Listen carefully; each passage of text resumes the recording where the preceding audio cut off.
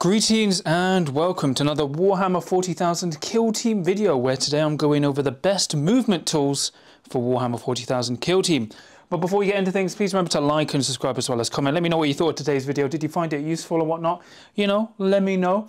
And remember, I've got a Discord you can check out in the episode description below, as well as an affiliate link at Element Games and a Patreon if you want to give me some more support.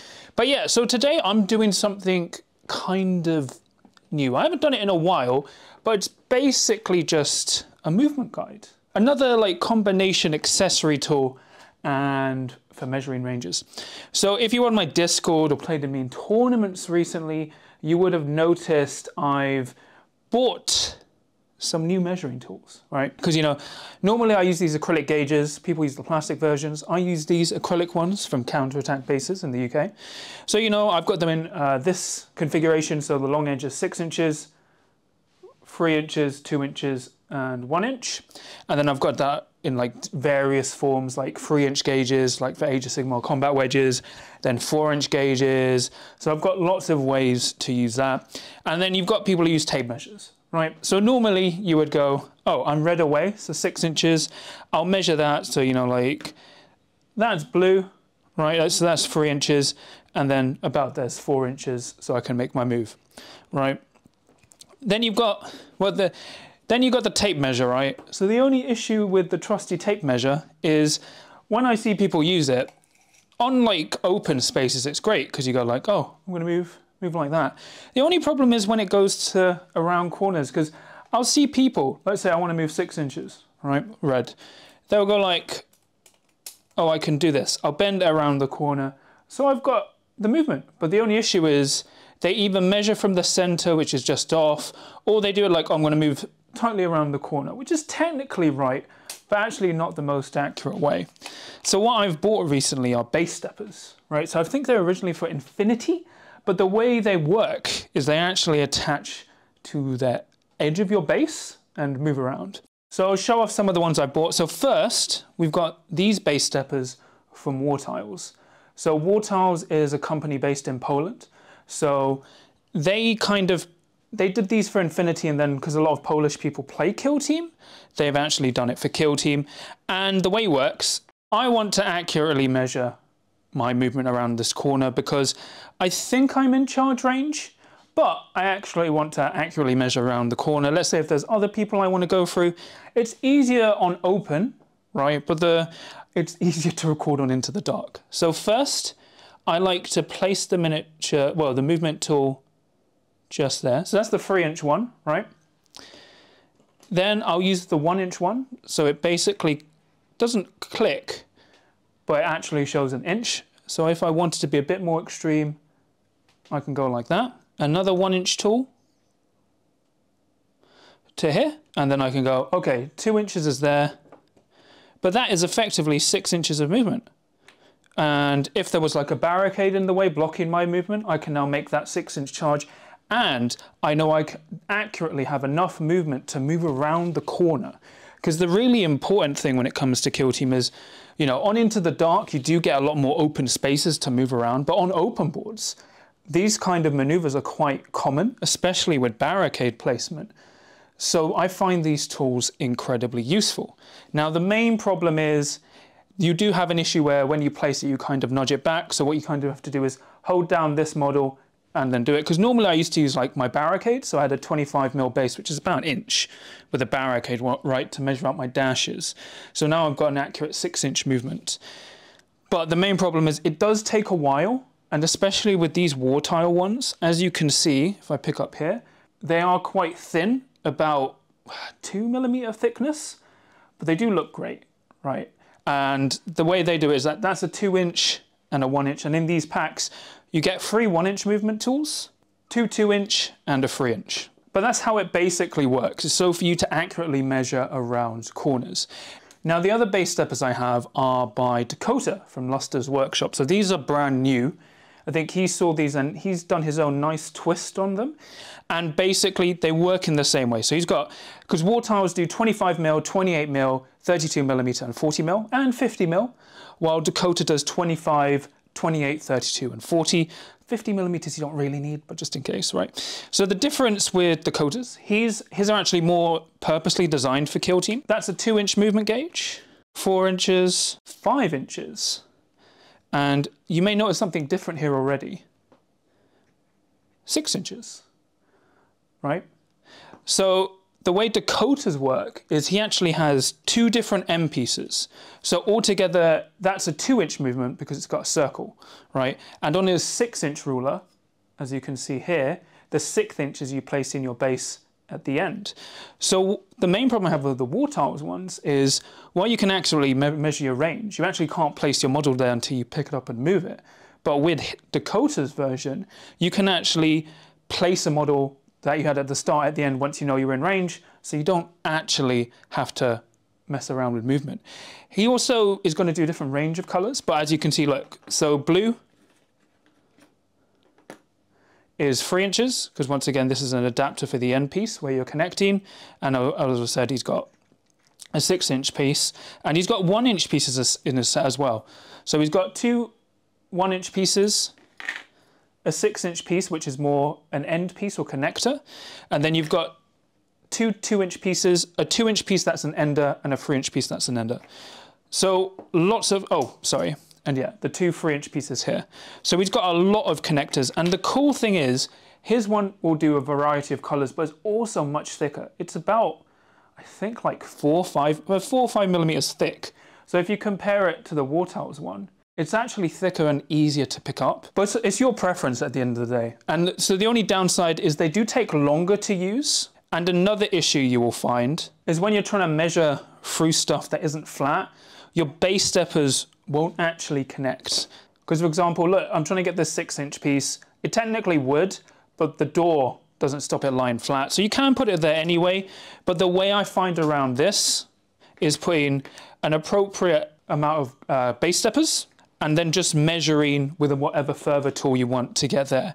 So that's 2 inches, 4 inches, 7 inches, 8 inches, and then you can measure, you know, that's 2 inches away. So be out of a charge there. But if you've got any uneven pieces, or you need to like measure around, I would like continue it there, which is the only downside, but all base steppers have that problem. But they're really key for measuring distances around corners and like weird angles. So as you can see here, you can more accurately measure like zigzag movements. So it's not just bending around corners, it's going through weird positions where it's not the most straightforward, but you need the accurate amount of movement either to get a really precise charge or to try and get with multiple operatives. I just find it really useful. So right, it's taken me a long time to find base steppers, but they're great, right? They do have, so like for their pros, they're really good at measuring accurately around corners and other awkward distances, and they precisely measure where you exactly need to go for you and your opponent. The only downsides really is that they can take longer to use because you do have to place and secure the first miniature when you place it, so you don't nudge them back. And then the issue is, you know, it's going to take you longer to measure out stuff. And also if you're measuring over uneven stuff, like when you need to measure through a door or something where that breaks.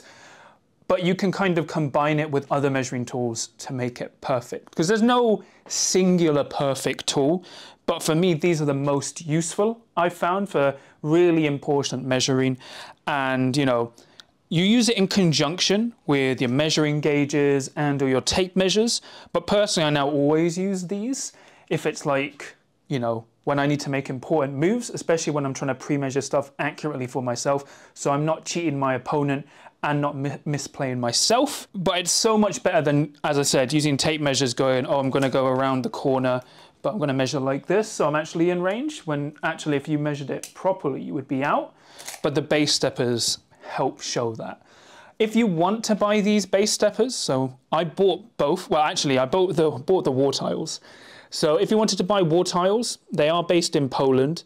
If you want to buy them from the UK, they do have an outside. You have an Etsy store now.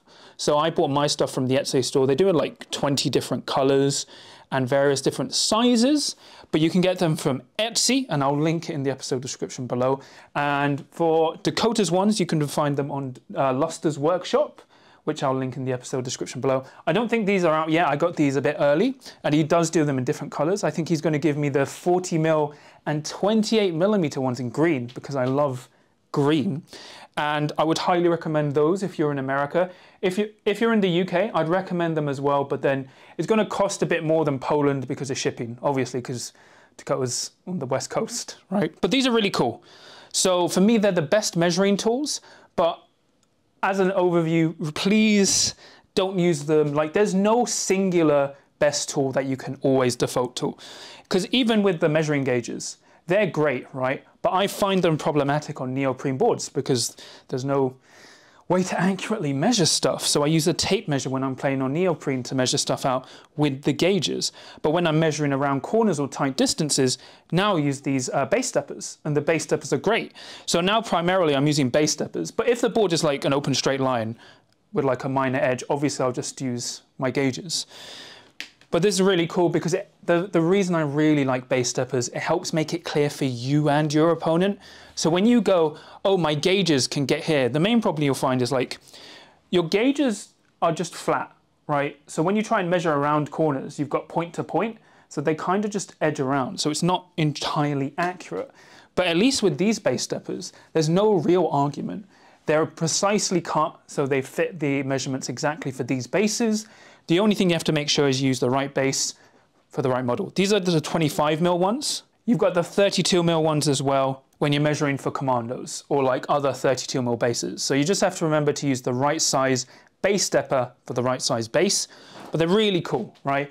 You just have to get used to using them because you have to be quite delicate. But that's why I really like Dakota's ones from Luster's Workshop. They're thick, right? But easier to pick up.